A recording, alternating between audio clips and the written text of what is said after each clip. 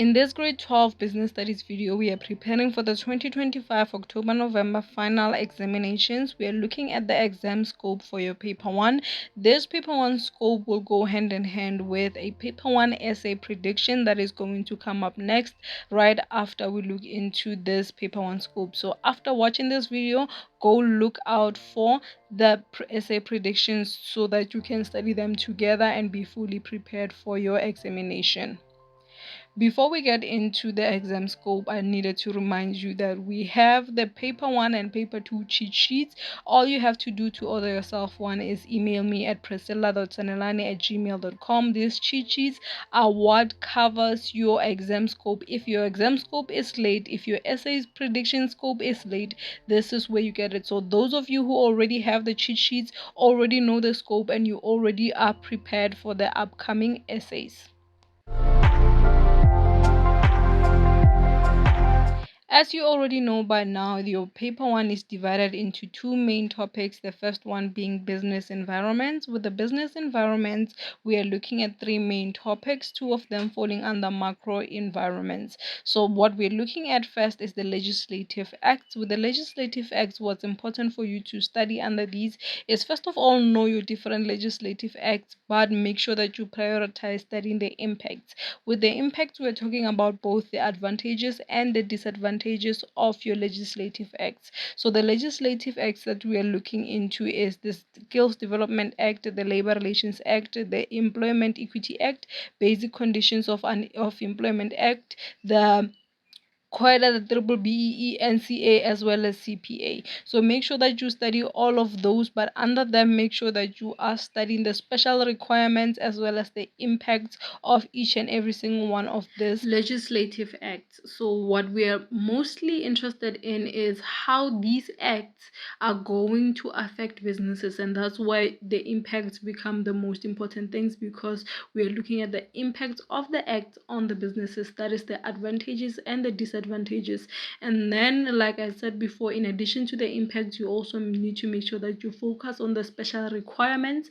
These are the things that are unique to a specific act. So for example, if we are talking about the SDA, that is the Skills Development Act, you will find something like CETAs. A CETA is something that the functions of the CETA and what they do and all of that, that is something that you will find unique to the Skills Development Act. If we are talking about something like the triple BEE, for example, you will find the 7 pillars. The 7 pillars are only unique to the triple BEE. So that's what we mean by the special requirements, those things that you only find when you're looking at that particular act. Then the next topic we are looking at is business strategies. That still falls under macro environment. And in the business strategies, your priority, by the way, let me be clear that the things that I'm listing here are the things that you should prioritize. It doesn't mean that it is everything that you need to study. There is still more that falls within these topics. We are just simply saying that prioritize starting with these and then add on if you have time. But at the very least, make sure that you don't walk into the exam room without knowing these ones that are on the slide. So if we are talking about business strategies, the first thing you should prioritize is the environmental analysis tools. That is the application of your SWOT analysis, the application of your pestle analysis, as well as the application of your Porter's 5 forces model. Then you should obviously move on to the business strategies. With the business strategies, you need to know different types of the business strategies and the evaluation of your business strategies. The last topic in business environments is the business sectors and their environments. And what is most important in this topic is for you to understand and be able to explain the relationship between the business sectors, that is the primary sector, the tertiary sector, and the secondary sector, and how they relate to the business environments, that is the macro environments, the market environment, as well as the micro environment.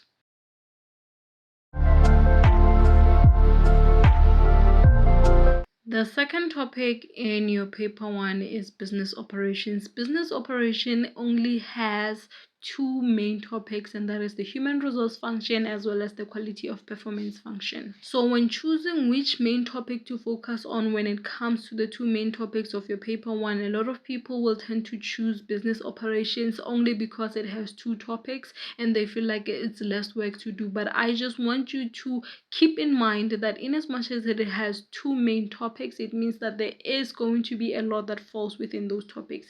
It is not wrong, by the way, to choose it because it has two main topics. It is best to stay on just one topic. You know that you are just studying everything all in the same general direction. I just want you to be aware that there might be a lot that falls within each and every single one of these topics, and when they are tested, there is different ways in which it could go. So when it comes to the human resource function, what do you need to make sure that you prioritize on? The first thing is the processes within the human resource function. We have the recruitment process, the selection process, and the induction, as well as the placement. Those are the processes that you need to make sure that you put more energy into understanding how they work. Within them, you will also meet an employment contract or an employee contract that you need to understand what are the aspects of an employee contract and what should fall under them.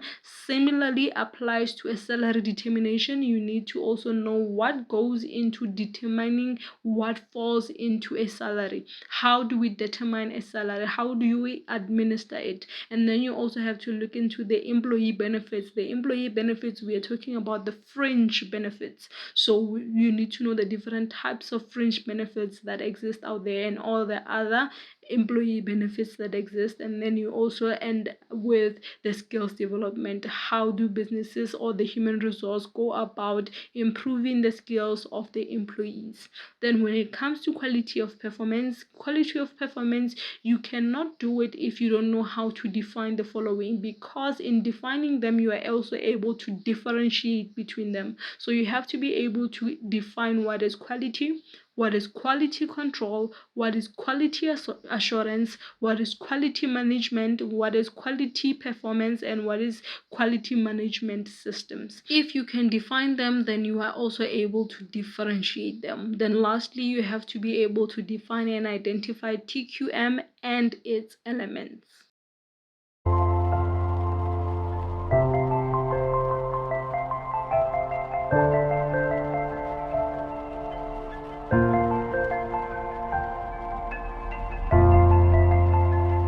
YouTube recommend you more of my videos, be sure to click the like button and subscribe to the channel. And if you have any questions, leave them in the comment section below.